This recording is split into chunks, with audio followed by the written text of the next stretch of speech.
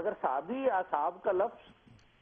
مسلمانوں کے علاوہ کسی دوسرے کے لیے استعمال کرنے سے توہین ہوتی تو قرآن شریف ہرگز ایسا نہ کرتا۔ اس طرح جنتیوں کے لیے اصحاب الجنہ تو کفار اور دوزخیوں کے لیے اصحاب النار بھی استعمال ہوا ہے۔ حضرت شعیب کی کافر قوم کے لیے اصحاب الایکا ہے۔ خانہ کعبہ پر حملہ کرنے والے عیسائیوں کے لشکر کے لیے اصحاب الفیل کے الفاظ استعمال ہوئے ہیں۔ پھر کسی پر بس نہیں ہے، امت میں بزرگان سلف پر بھی توہین کا اعتراض آئے گا، جنہوں نے صحابہ کی نہایت درجہ تعظیم کرتے ہوئے اپنے ساتھیوں کی صحابہ سے مماثلت کی وجہ سے یہ اصطلاح ان کے لیے استعمال کی۔ اس کی بے شمار مثالیں اسلامی لٹریچر میں موجود ہیں، مگر کسی نے 1400 سال میں آج تک ان بزرگان سلف کو اس اعتراض کا نشانہ نہیں بنایا کہ انہوں نے توہین کر دی۔ میں یہاں صرف مثالیں ایک دو پیش کر دیتا ہوں۔ کتاب ہے انوار اصفیاء، 90 صوفیاء کرام کا اس میں ذکر ہے، اور صفحہ 19 پر لکھا ہے کہ حضرت خواجہ حسن بصری نے ایک مرتبہ اپنے دوستوں سے فرمایا، تم رسول اللہ صلی اللہ علیہ وسلم کے اصحاب کی مانند ہو۔ سکینۃ الاولیاء ایک کتاب ہے، حضرت میاں میر کے ساتھیوں کے لیے وہاں اصحاب کا لفظ استعمال کیا گیا ہے، اور صفحہ 57 پر لکھا ہے کہ آپ کے سب اصحاب کسی نیک اور متقیانہ طریقے پر عمل پیرا تھے۔ 14 ستارے کتاب ہے، مولوی سید نجم الحسن کراروی صاحب ناظم اعلیٰ پاکستان شیعہ کی تصنیف، اس کے ٹائٹل پر ہی لکھا ہے اصحاب امیر المومنین، یعنی حضرت علی کرم اللہ وجہہ کے ساتھیوں کو اصحاب قرار دیا۔ پھر حضرت امام جعفر صادق کے ساتھی کو صحابی لکھا ہے۔ تو علماء امت نے صحابی کے لفظ کی نسبت کسی بزرگ کی طرف کر کے اس کے ساتھی کو صحابی کہنا جائز سمجھا ہے، اور یہی جماعت احمدیہ کا مسلک ہے۔ باقی جہاں تک اس بات کا تعلق ہے کہ توہین والی بات، تو جس طرح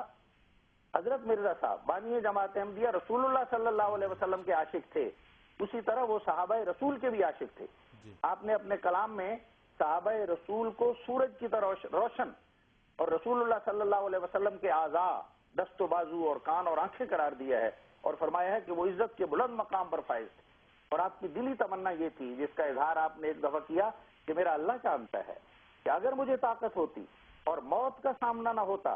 تو میں صحابہ رسول صلی اللہ علیہ وسلم کی مدح و تعریف ان کے تمام دشمنوں میں پھیلا کر دم لیتا۔ اور آپ نے سر الخلافہ جیسی کتابیں لکھ کر اپنی اس خواہش کو پورا بھی کیا ہے۔ تو اصل بات یہ ہے کہ حضرت مرزا صاحب نے کبھی بھی اپنے ساتھیوں کے بارے میں یہ نہیں فرمایا کہ وہ حضرت صلی اللہ علیہ وسلم کے صحابہ ہیں یا ان کے ہم پلہ ہیں، نہیں، کبھی آپ نے صحابہ رسول سے ان کا تقابل کیا ہے۔ ہاں، صحابہ کی تعظیم اور محبت و عقیدت کی وجہ سے آپ کی یہ خواہش و تمنا ضرور رہی کہ آپ کے ماننے والے صحابہ کے نقش قدم اور نمونے کو اختیار کریں، ان جیسے بننے کی کوشش کریں، اور ہمیشہ جماعت کو اس کی تلقین بھی فرمائی۔ اور آپ کے ماننے والوں میں جو اس کوشش میں کامیاب ہوئے، ان کو آپ نے صحابہ کا مثیل قرار دیا۔ تو اس لیے قابل اعتراض نہیں کہ آپ کا دعویٰ تو مسیح اور مہدی ہونے کا ہے، اور رسول کریم صلی اللہ علیہ وسلم نے حضرت عیسیٰ کے آنے کی پیشگوئی کرتے ہوئے ان کے ساتھ جب ان کے ساتھیوں کا ذکر کیا تو اصحاب کے لفظ استعمال کیے۔ امام مہدی کے آنے کا ذکر کیا تو فرمایا وہ قدم مستی سے ظاہر ہوگا، اور اس کے اصحاب کی تعداد اصحاب بدر کے مطابق 313 ہوگی۔ اب میں ذرا ان سوال کرنے والوں سے بھی پوچھنا چاہتا ہوں کہ جناب، آپ جو انتظار کر رہے ہیں حضرت عیسیٰ علیہ السلام کے ظہور کا، جب وہ تشریف لائیں گے تو ان کے ساتھیوں کے لیے آپ کیا الفاظ استعمال کریں گے جن کو حضرت صلی اللہ علیہ وسلم نے اصحاب کے لفظ سے یاد کیا تھا؟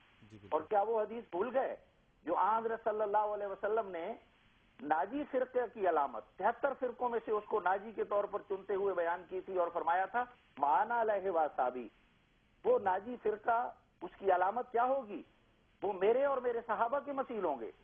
وہ اس تعلیم اور نمونے پر چلنے والے ہوں گے جن پر میں نے اور میرے صحابہ نے چل کر دکھا دیا۔ تو آج حالات اور واقعات نے جماعت احمدیہ کے حق میں تو وہ تمام نشانیاں بھی پوری کر دی،